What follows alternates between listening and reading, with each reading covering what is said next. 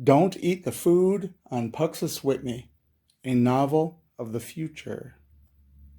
The Golden Age. As the lights throughout the auditorium dimmed, spotlights emerged, illuminating the surface of loose soil. One by one, the players emerged, popping up out of the soil. Deaconess Bryn Gustafson gently stroked her gray hair to one side, then touched the golden cross embroidered on the shoulder of her dark blue outfit. Thoughts and memories flooded through her mind. How had she gotten so old so quickly? But what a fun, tragic, humorous, illuminating journey it had been. Yes, it had been all those things. The figures on the soil began to sing, and Bryn couldn't help but chuckle. Don't eat the food on Puxaswitney. We have good food on Puxaswitney. But don't eat the food on Puxaswitney. It's perfectly nutritious, but it's only good for them. Bryn laughed out loud now. Hissing noises whispered over to her, and the translator earpiece she was wearing declared, "Not so loud. The Pucks are funny, though."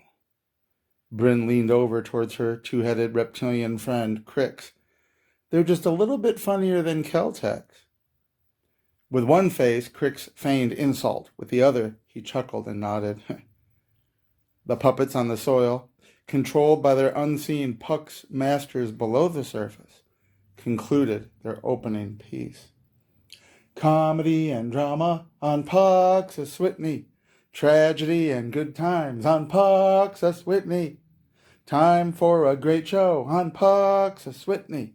Terrence, Slar, and Keltecs are all welcome to our show. Slar, Bryn whispered to herself, reminded. Where did Memo go off to? As if in response, her small furry pet slithered up her leg. In seconds, he was up on his usual perch on her shoulder. Need better see, he hissed. Ah. Memo's eyes grew cartoonishly wide as he took in the performance below. Bryn looked around the auditorium and smiled at the eclectic collection of people. How far humanity had come in such a short time. How wonderful it was to see an auditorium full of such a variety of people, human and non-human alike. Bryn turned her attention towards the performance again. The opening song was over, and now the Pucks players were busy puppeteering out the epic tales that had made the world, no, the galaxy, as she and they all now knew it. Pit stop. Oceans of time ago. Don't eat the food on Puxaswitney, she shook her head. That's what I said. That's what everybody says.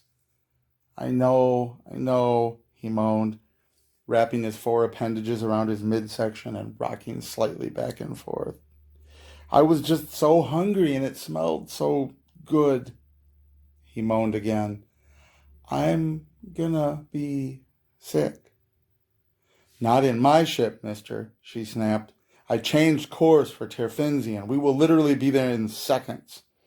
On Puxaswitney, they keep live microorganisms in all their food, she prodded him. It's good for them, but only they can digest it. His red reptilian eyes got big, and with one face he nervously smiled. Stop talking about it. A few seconds later, they soft landed on Terfinzian. The exterior door slid open. Practically galloping on his stride, he trotted over near a small puddle of something on the rocky terrain. Hunched over, he let loose. Heavenly stars, she exclaimed, putting all four hands near her green scaly snouts. The stench! How much did you eat? The question played across his swirling eyes, and the memory made him hunch over again. A greater volume of fluid regurgitated into the pool, followed by a sigh. I feel better now. He hesitated. I think that's it. She waved all four of her hands past her two faces, moving the air along. Good. Now let's get out of here. We can still make it home to Caltechia on schedule. Back inside, they buckled in, and the ship spun off into the sky.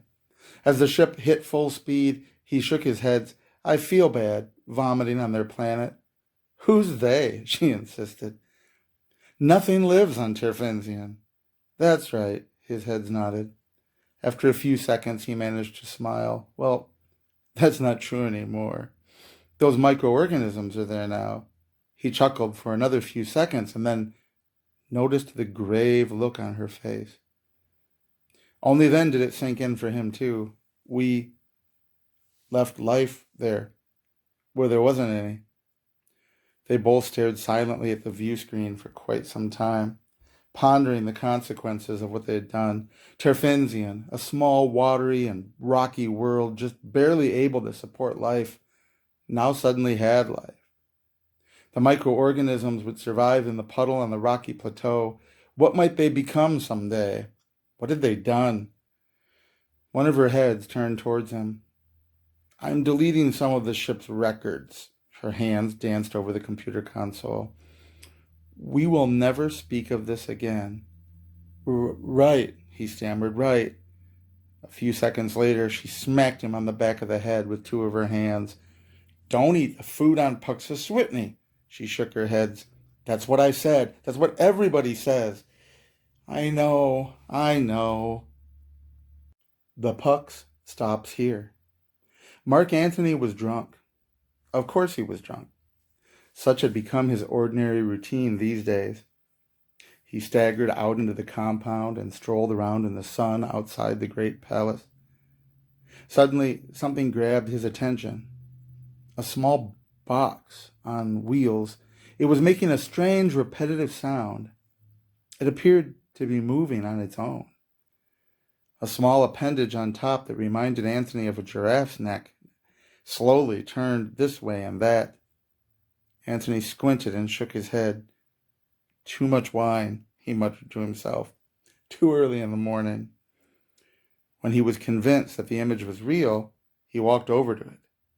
Mystified at its motion, he threw aside his empty flagon and scooped the strange box up into his arms. The wheel stopped turning. The neck stopped moving. A strange, mild tremor came from under the sandy soil. Antony walked over nearer the palace wall and set the box back down. As soon as it touched the earth, there was a strange tremor again, more forceful than before. Suddenly, the little box came to life again. The tremor continued as the wheels spun quickly and the little box zipped quickly away. He shook his head again. I've been in the sun too long, he muttered. Better go sleep this off, bright and early. Time for bed. The unlikely delivery. A figure like that of a small boy rose quickly up out of the soil, unseen in the alleyway.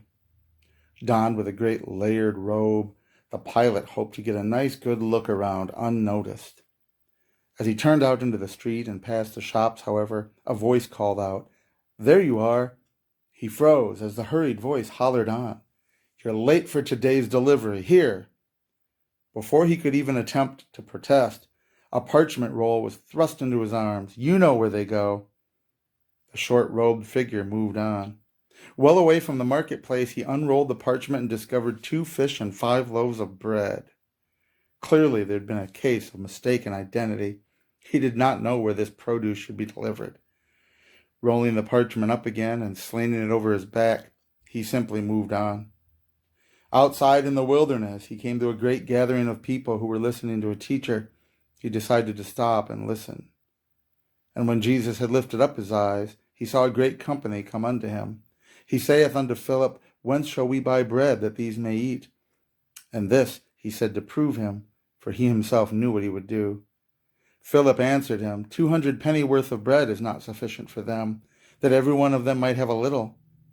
One of the disciples, Andrew, Simon Peter's brother, saith unto him, There is a lad here which hath 5 barley loaves and 2 small fishes, but what are they among so many? And Jesus said, Make the men sit down. Now there was much grass in the place, so the men sat down, in number about 5,000. And Jesus took the loaves, and when he had given thanks, he distributed to the disciples, and the disciples to them that were set down, and likewise of the fishes, and as much as they would. When they were filled, he said unto his disciples, Gather up the fragments that remain, that nothing be lost, Therefore they gathered them together and filled 12 baskets with the fragments of the 5 barley loaves which remained over and above unto them that had eaten. The pilot of the small probe, who'd been carrying the loaves and fishes, marveled at what he saw. He couldn't believe what he had witnessed and what he had heard. With a slight tremor in the sand, he moved slightly away from the multitude, but the teacher, Jesus, looked directly at him, and his eyes met his through the probe periscope. He backed further away and thought, how will I ever explain this to my superiors? Nevertheless, the Space Command Center back home on Puxaswitney would have to be told. Escape from Duluth, Minnesota. We have got to get out of here, he insisted, wrapping his 4 arms around his midsection and shivering. It's so insanely cold. I've almost got the vortex back online, she practically spat with one head emerging from under the console. Just live with it. Her other head was carefully examining the last few connections as all 4 of her hands danced around through the mechanism. At least we learned some important information. He tried to change his focus as he shivered. The Pucks were right. These people are too primitive for direct contact yet. But they have potential, her head bobbed into sight again. Perhaps one day we will get to know them better. He trembled, almost seizure-like. Well, they can come to our planet to visit. It's too insanely cold here. I got it, she exclaimed. That should be the last connection. The heat inside the ship practically blasted on. He finally stopped shivering. Moments later, they were off into space again, heading home to Caltechia. Misperceptions. Jazz waved the hand scanner over the bubbling bowl on the buffet table. Strange. Very strange. Sure, strange, Bryn echoed. More detail, please. Jazz, who had been lost in thought, came back to his senses. It contains swarms of living microbes, he explained to her. They must be sturdy to survive at the heat at which it's simmering. Maybe a natural part of these beings' diet? Memo interjected from behind. Well, we'd better not eat it.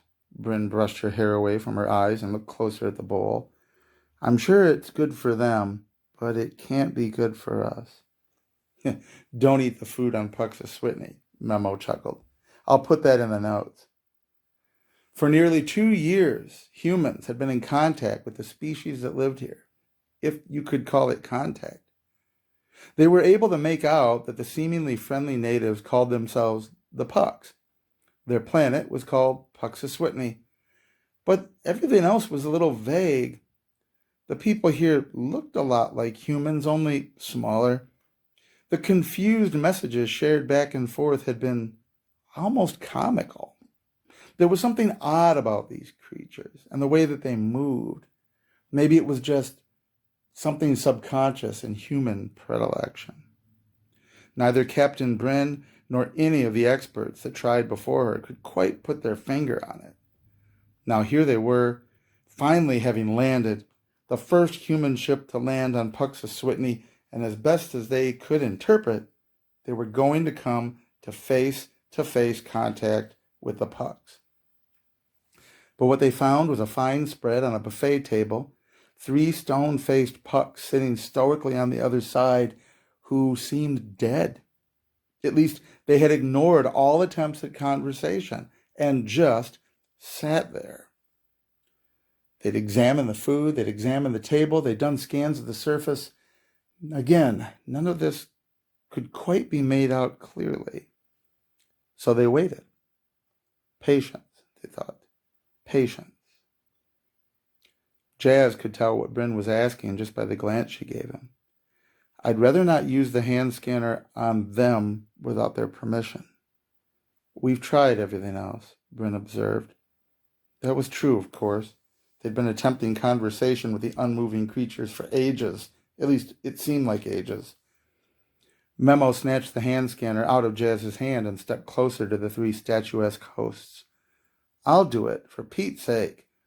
As he scanned and looked at the readings, Memo looked stunned. Well, that explains it. What? Bryn insisted. These things aren't alive at all. Before they could inquire further, there was a shaking of the ground. Just as the mild tremor ceased, two of the three pucks seemed to come quickly to life. "Greetings," they called out. "Greetings, Terrans of Terfinzian. Sorry we are late." As their bodies took to twitching in that strange way the humans had seen by way of transmissions, it suddenly struck Bryn. Puppets. These aren't the creatures. These are automatons of some sort. They must be underground, and they're communicating through these devices. Before anyone else could react, there came a gentle rumbling under the ground again. Long and bony pointed fingers darted up to the surface and disappeared into Memo's backside. He screamed. They all screamed. Spindly fingers tore and stirred and mixed Memo's insides. One of the pucks exclaimed, "Can't you make it stop screaming?" The second puck turned and bobbed its head up and down in a strange nod. "I don't think he's able to figure out how their puppets work." Memo died. Jazz fainted.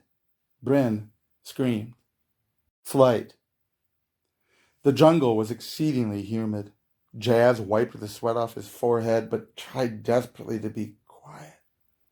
Was it still out there? Was it waiting for him to move? He poked his head slowly around the tree, and there it was. "Run! Run! Run!" Jazz belted through the thick foliage as quickly as he could. The pucks had told them that these Kelteks were peaceful and intelligent, but here Jazz was, running through the jungle for dear life, pursued by what looked to him like a two-headed, four-armed version of the velociraptors of prehistoric Earth. As he ran, he tapped the translator box over his right ear. It was a wonderful bit of technology from Puxaswitney, but it didn't seem to be working. "Hello," Jazz screamed. "Hello! Somebody help me! I come in peace!" The horrific hissing sounds of the pursuer surrounded him, and no translation was offered. Jazz kept running. Over a small rise he jumped. To his horror, on the other side, another Keltek waited. It quickly scooped him up into its four arms, began clawing at his head in midsection. Jazz screamed. He screamed some more.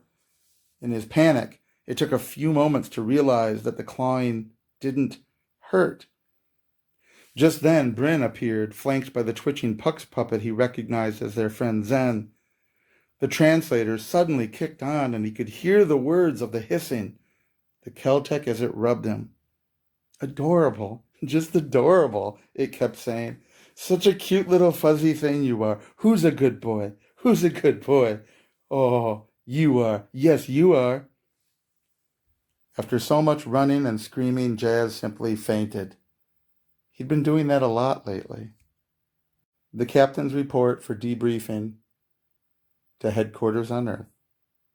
To the Committee on Interspecies Relations concerning the Pucks.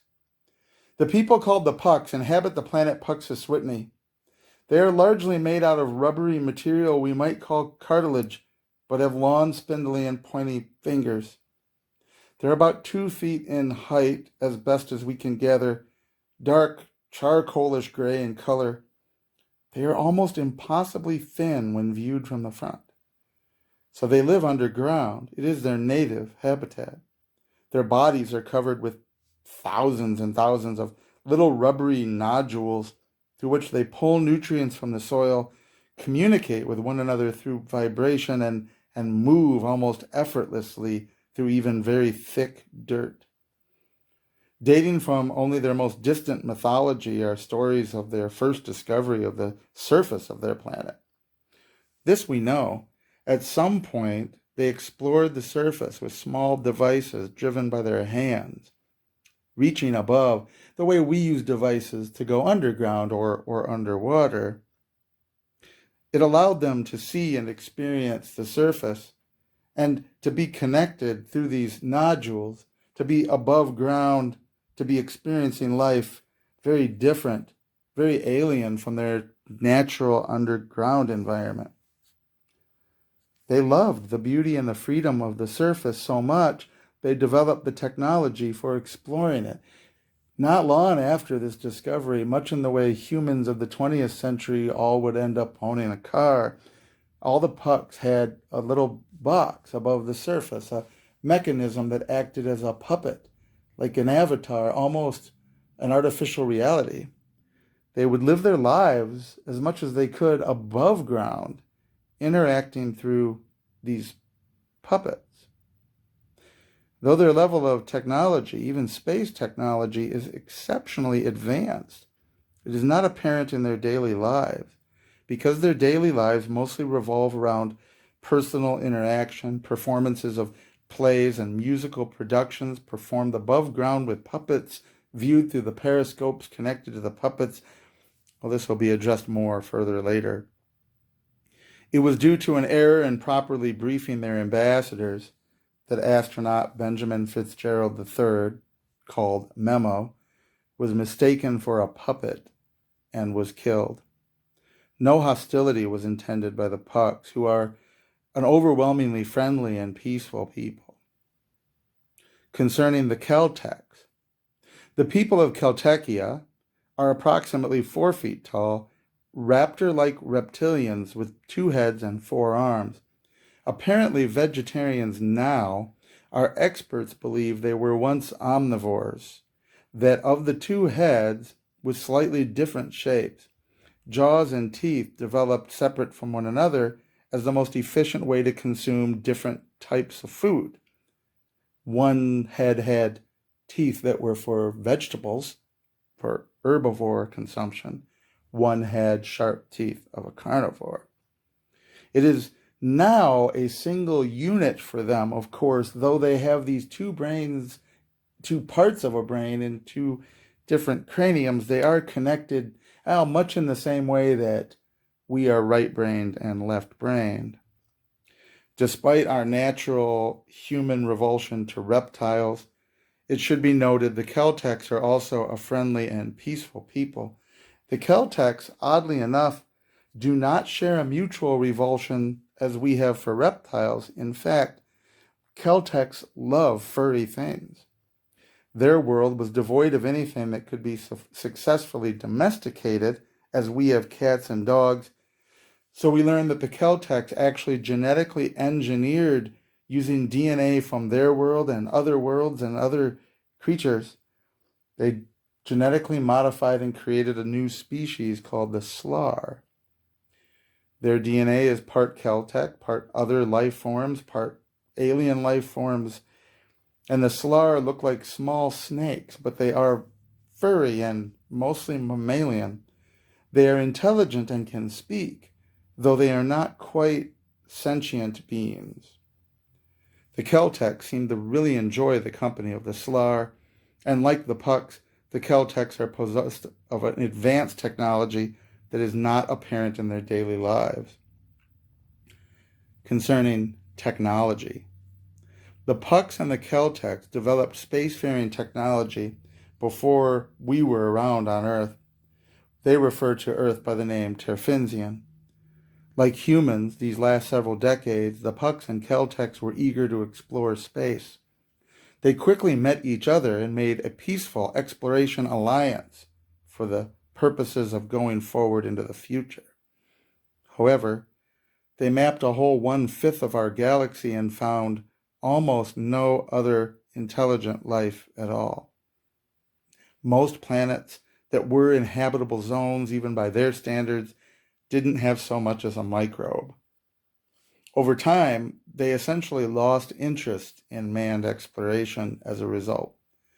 Most of their lives are devoted to self-improvement, the enjoyment of existence, metaphysics, philosophy, reading, entertainment, productions of great art, you name it. Their automated exploration ships have now mapped a full 1/3 of our galaxy, and still, other than some lower life forms here and there, we are now the only other intelligent life the Pucks and Celtecs have met.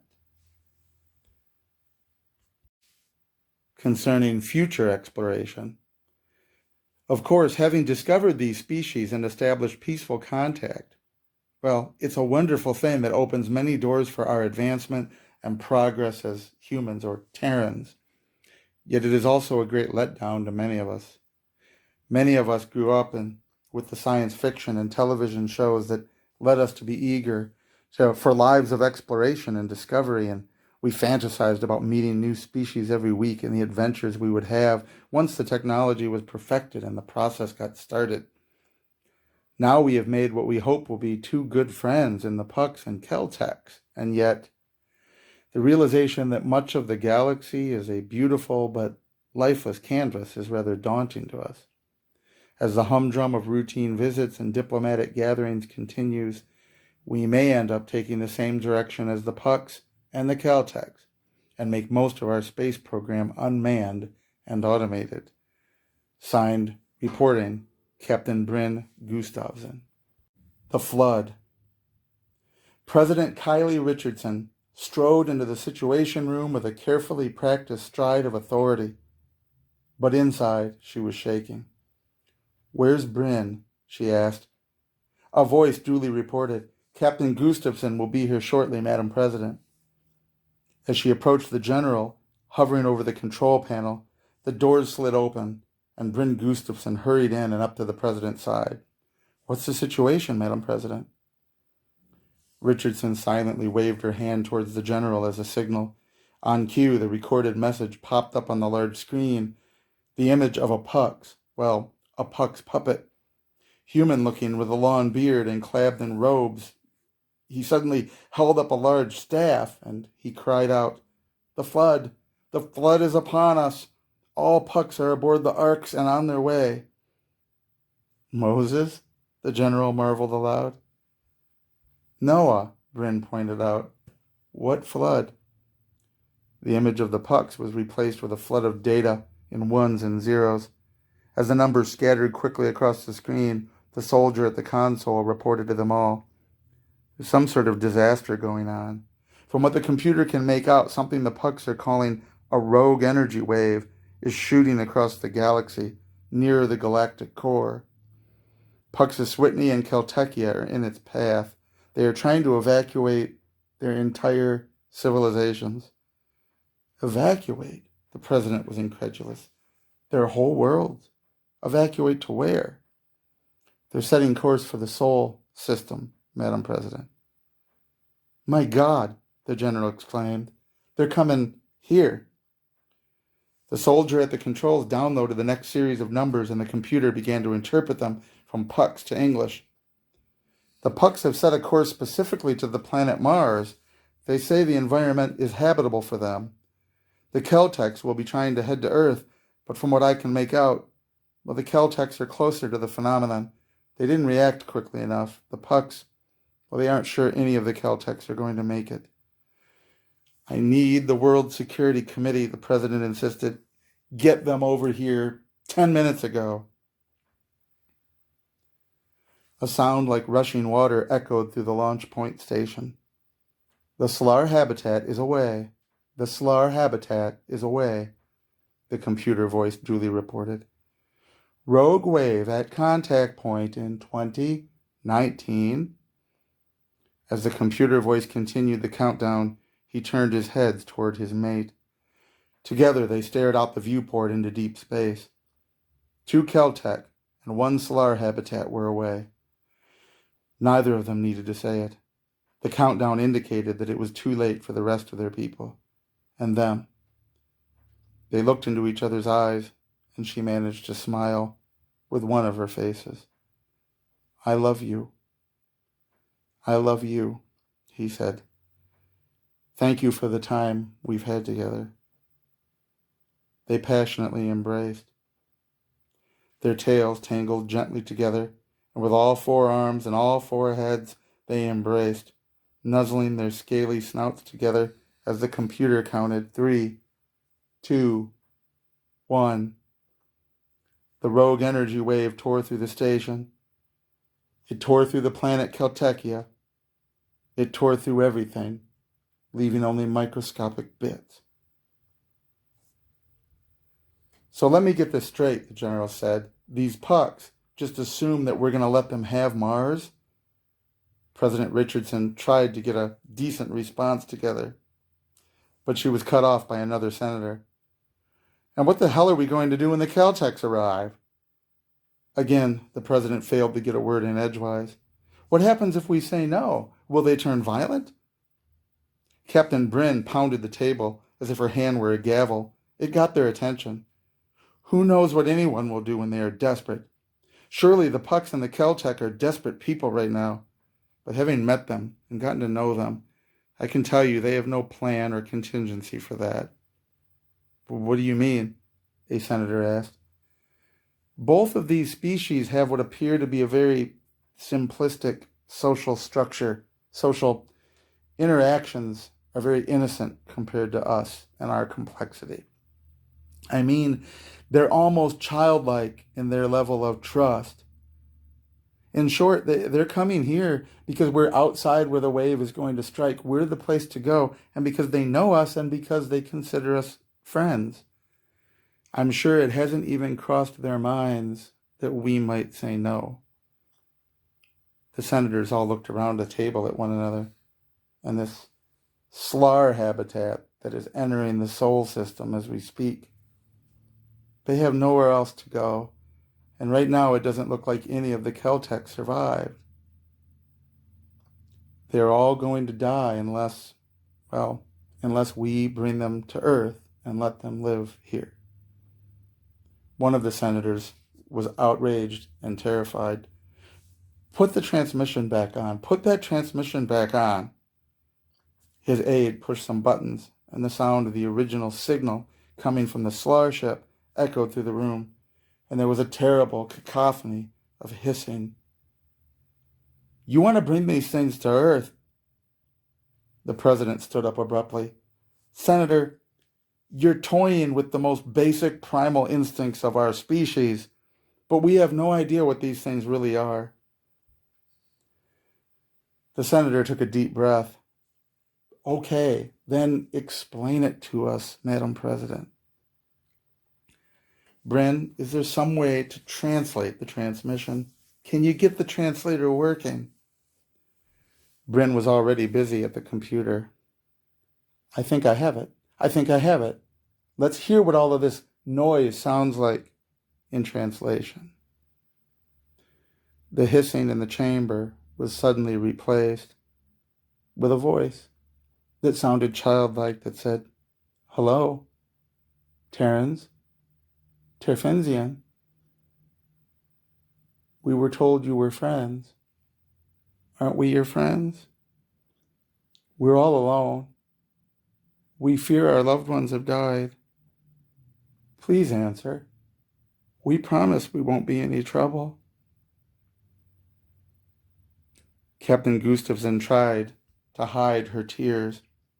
The president held her composure. Finally, the frightened, terrified senator broke down.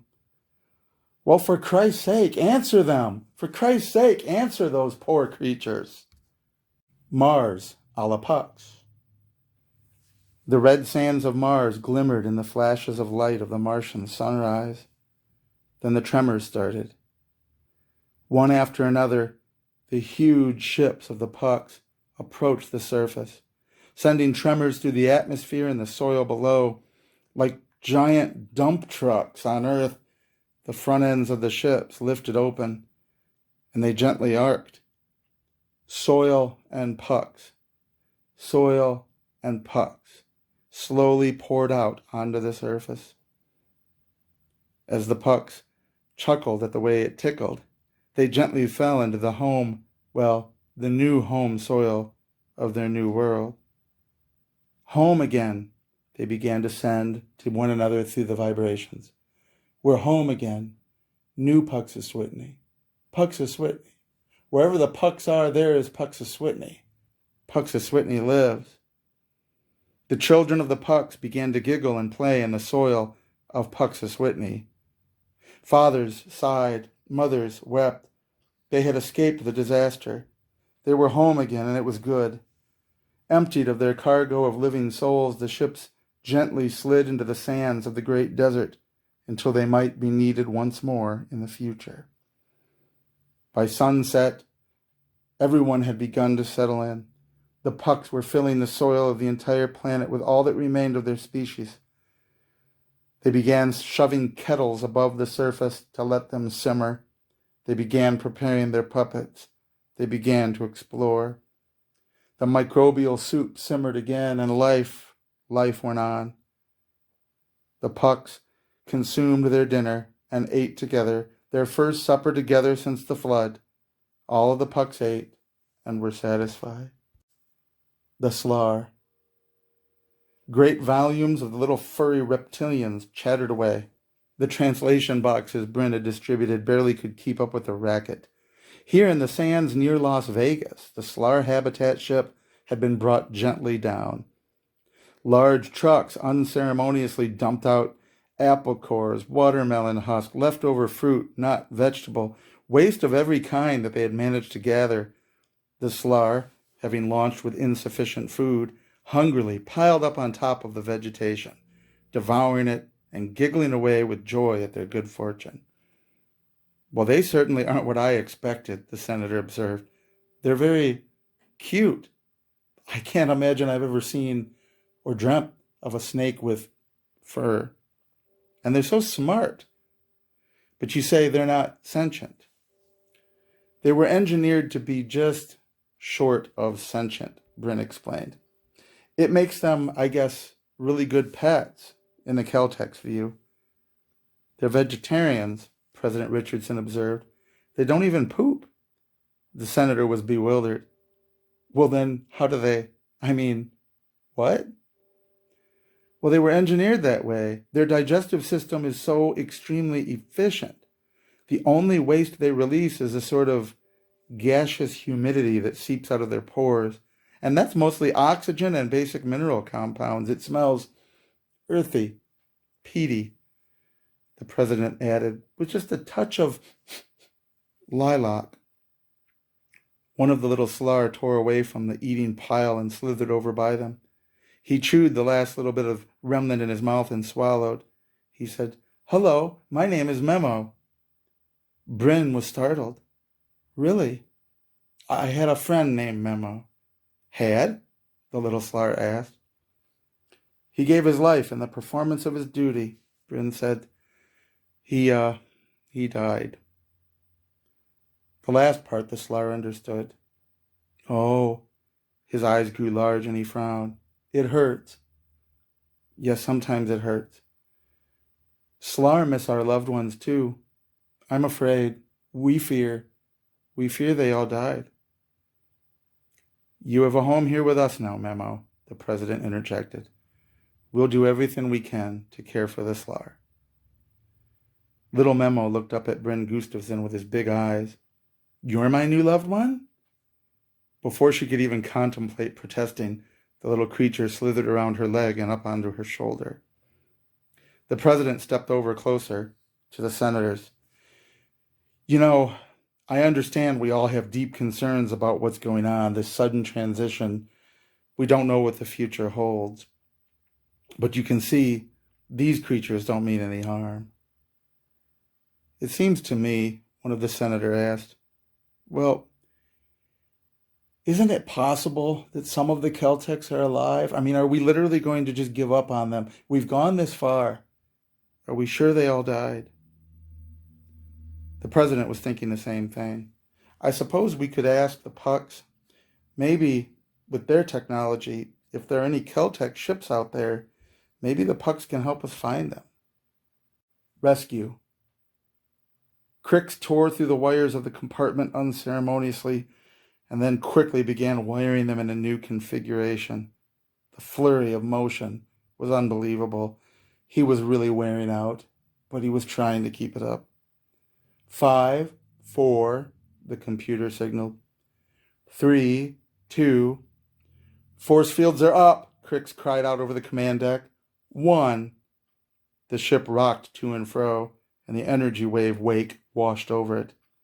But the Habitat Ship 05, was intact. "How is Habitat 08? He asked. "We both made it, sir," a voice reported. "But we won't be able to hold off these wakes forever. The aftershocks, they're going to get us." "If only the engine cores hadn't been damaged," Crick said aloud with one head. The other head was carefully examining the circuitry. "With communications out, we can't even call the Pucks for help," a subordinate pointed out. Are you insane? Crix exclaimed. Even if we could reach the pucks, we wouldn't ask. They'd be crazy to come into these wakes. I couldn't ask them to do it. It suddenly dawned on Crix. They were just delaying the inevitable then, weren't they? In their desperation to stay alive just one more instant, it hadn't sunk in until now. Nobody could risk coming to save them. They couldn't even call and ask if they could. It was just inevitable. One of these wakes will destroy us. What are we waiting for? His thoughts were cut off by a voice. Sir, I'm detecting a vortex drive signature. It's... He bobbed up his head. There was an appearance on the view screen of a puck ship. Coming out of the vortex, the gargantuan image of it sprawled across the view screen. Within seconds, it was replaced with two Terfinsian ships and a Terfinsian female. This is Captain Gustafson. We have emergency parts and supplies. Our scans have shown your engines are down. We are carrying 2 small Terran ships, Challenger and Columbia. We're disembarking them now. Prepare to receive them. Crix couldn't believe his audio cavities. These crazy fools, the crazy fools, they're risking everything just to come and find us. The future. Their bed was basically a large heated sandbox. The husband shifted around, half buried in the sand, and began to emerge. Just then his wife whispered, "Just one more kiss." He buried his head into the sand and kissed his wife. A short while later, they were getting their son ready for school. Mom zipped around the house on the 4 wheels that carried her pot. Her puppet poked through the soil. "I don't understand. It's not like the other kids at school pick on you or anything," she said. Dad was straightening his tie as he turned the corner. "It's not that I'm saying I want them to pick on me, Mom," the son tried to explain. "It just feels weird that people treat me so special all the time." "Well, they shouldn't treat you differently than anyone else," Dad said. "But you are special. Ever since the pucks finished terraforming the surface so that humans can live here, well, we're not the first interspecies couple, but we're the first married interspecies couple to successfully have a child. We're the first to have a baby together," Mom added. "Like it or not, you're historically important." Deaconess Bryn Gustafson was fresh back from a performance on Puxaswitney. "I am getting old," she muttered to herself. "I remember when it was still called Mars." Recently retired from her church work, she was happy to at least have some formal functions to attend. Memo slithered to and fro over her shoulders as the travel pod sped up. They docked in Space Dock with Caltech Habitat 5. The retired President Emeritus, Kylie Richardson, was there, and her old friend for many years now, Pastor Zen, a Pux. From Habitat 5, they watched the solemn ceremony as the last pieces of Caltech Habitat 8 were lowered slightly out of orbit and into the deserts near Las Vegas. The metal would be recycled and used elsewhere. Some would be for statues or monuments even. Many of the Caltech, who were now living in homes in South Florida and other similar climates in Africa and South America, had already requested bits and pieces of this historic habitat to adorn their homes, souvenirs. "So have you kept up on the news about the rift?" Kylie asked Bryn. In the wake of the long-ago rogue energy wave, a rift had formed, something like a wormhole in space. Unmanned probes had only recently discovered it. "Of course," Bryn nodded. "It sounds fascinating. It could be a shortcut to the opposite side of the galaxy from here." The ceremony ended. Kylie Richardson accompanied Bryn, Zen, and Memo to the travel pod. "Look, there's something else I want you to see." Kylie took the control. "Something we already turned recycled bits of the Caltech habitat into." Speeding around the outside of Habitat 5, something large came into view behind it, plump and bullet-shaped, with a large ring encircling the midsection, with 3 fan-like blades affixed to it. It was the largest Terran ship Bryn had ever seen. A few moments passed and they were docked, on board, strolling onto the command deck. "Crix," Bryn exclaimed, "what's going on here?" Welcome to the Alliance Starship Richardson. The President Emeritus blushed. That was not my idea, by the way, they insisted. Challenger and Columbia have been updated and are docked aboard also, Crix explained.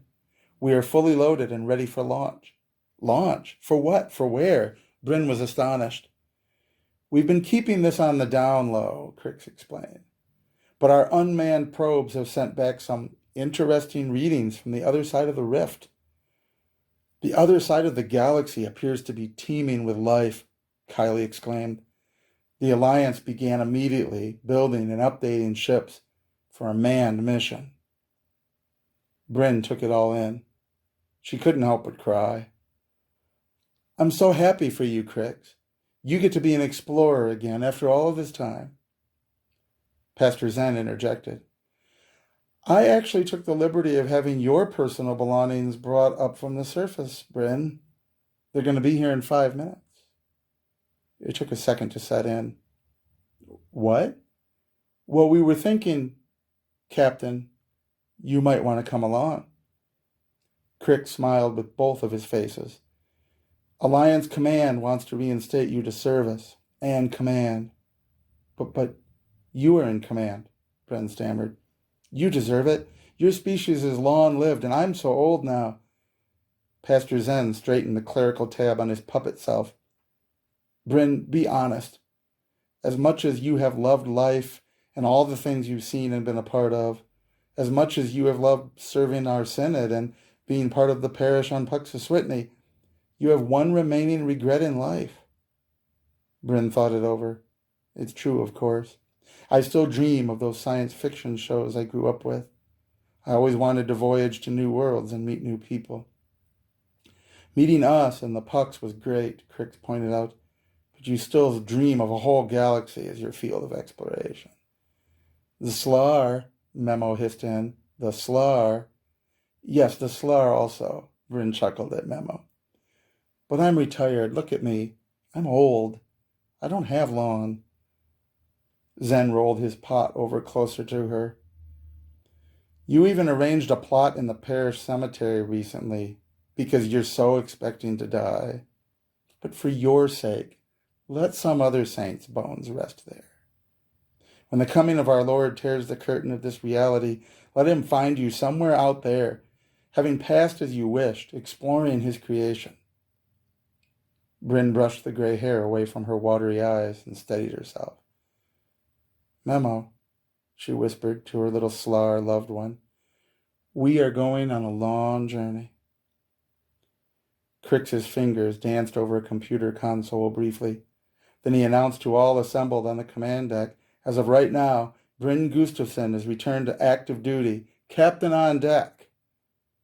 All of the crew present, Pux, Keltec, Terran alike, turned and saluted, captain on deck. And with truly final farewells, Kylie Richardson and Pastor Zen disembarked on the travel pod. Bryn's personal belongings were stowed aboard in the captain's quarters, and she emerged on the command deck in her silver and black uniform of long ago. All systems ready, Captain, Crix reported. Take us to the rift, Commander, Bryn ordered. Let's see. She chuckled with a bit of gladness. Let's see what's out there. The Starship Richardson hummed. The propeller blades at her midsection turned and spun. The outer ring of the vortex drive twirled. And an instant later, in a flash, with energy appearing like a splash of water, she disappeared into the great unknown.